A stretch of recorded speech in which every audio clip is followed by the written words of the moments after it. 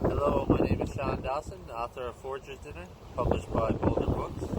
On behalf of Boulder Books and myself, I want to say how honored we are to be shortlisted for Best Atlantic Published Book Award, and we want to congratulate all the authors nominated for the awards this year. Forager's Dinner is a cookbook and field guide for Newfoundland wild edible plants. I'm so happy and grateful I got to work with Boulder to create this book. It's such an easy to read book. It's published beautifully. There's beautiful colors. It really was a team effort from everyone at Boulder, all the chefs that contributed recipes in this. I want to thank everyone involved. And I'm going to do a reading through the book and take you around the garden and show you some of the things that are happening in the spring. Just like right here, we're boiling maple sap down to make maple syrup. And you can learn all about it in the Forager's Dinner.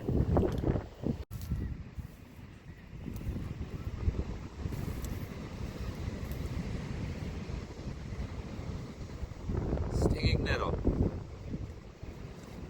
Stinging nettle, common nettle. What is it? Stinging nettle is a herbaceous perennial widespread across Newfoundland. Its leaves are lance or heart-shaped, deeply toothed, hairy, and about twice as long as they are wide. Mature plants are 1 to 2 meters tall or taller depending on soil conditions. The entire plant is covered in tiny sharp hairs that irritate the skin when touched, giving the plant its common name. Bunches of tiny flowers may be white, green, or pinkish. Stinging nettles are found in disturbed areas and nitrogen-rich soil. They are an invasive species in Newfoundland and often considered a nightmare by gardeners. Stinging nettles are found around old barns, chicken coops, homesteads, gardens, wharves, the roadsides, and riverbeds. How to harvest. Stinging nettles can be harvested as soon as they emerge in the spring. These are the brand new purple nettle tips. Continue to harvest until the plant begins flowering and become tough or covered with nettle caterpillars. It is much easier to harvest nettles without getting stung before they are large and mature, like we're doing now. Always wear gloves. Good tip to wear gloves. Always wear gloves, preferably leather, and a long sleeve shirt when harvesting to avoid the unpleasant sting.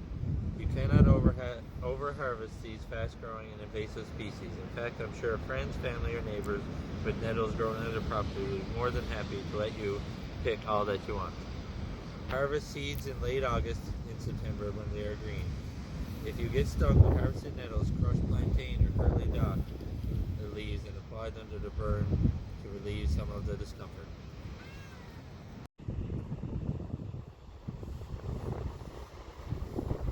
Spring shoots. Perhaps the most exciting part of the foraging year is when early tender shoots emerge after a long Newfoundland winter. When maple sap starts flowing, spring is just around the corner. The welcome sight of purple nettle tips, dandelion greens, and the pink crowns of Japanese knotweed are not far behind. Getting out after the snow melts to harvest for fresh salads, teas, pestos, and preserves is a time of anticipation. Collecting, cooking, and eating nutrient-dense spring shoots rejuvenate the body and mind. This section features some of the first edible species you'll find in the spring. Most of these weeds are invasive species found in disturbed areas and near communities. In other words, you won't have to travel too far to pick these fresh salads of the season.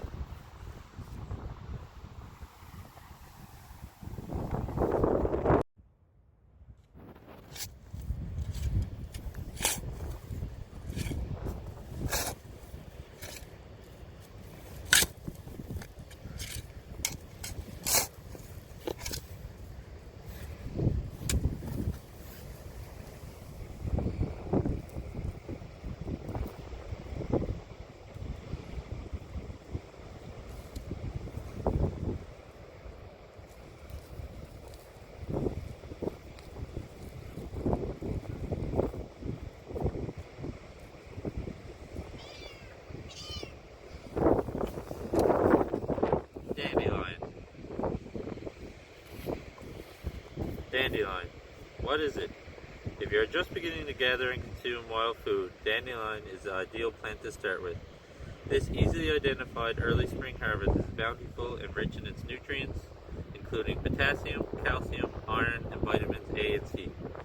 Dandelion is a herbaceous perennial.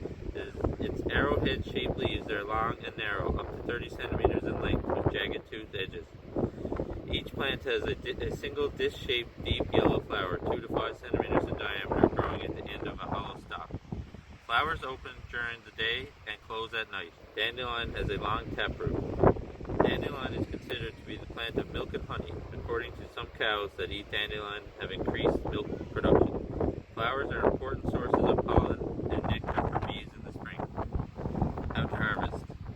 Dandelion can be found virtually everywhere in Newfoundland, in disturbed areas, lawns, gardens, fields, and gravel lots. Harvest leaves and buds before the plant flowers. After flowering, the leaves become bitter. When harvesting dandelion root, use a shovel. It can be almost impossible to pull up the entire root by hand. If you are trying to keep the dandelions at bay, try not to snap off the roots as you harvest. Small pieces of roots left in the ground will quickly develop into more plants. How to use. Every part of the dandelion from bloom to root is edible. Eat young leaves as you would spinach. Traditionally in Newfoundland, dandelions were served with jig's dinner on Sundays as a steamed green. Gather young flower buds for pickles and capers, or serve as you would fresh peas. Use the flowers for tea, wine, and beer.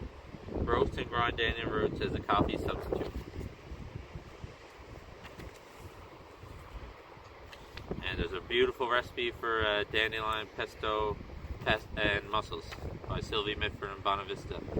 And these guys, Sylvie and her husband John House, were the first Forager's dinner I did in Bonavista, the restaurant. And I ended up doing a lot with the local chefs and restaurants since then. And that was the idea that sparked the book, actually. So it's a great collaboration with all the chefs I sell to. And it's so good to show people that these are not just famine foods. You can really make some incredible, delicious, and nutritious things with these. And food is all around us. Thanks again from myself and Boulder Books.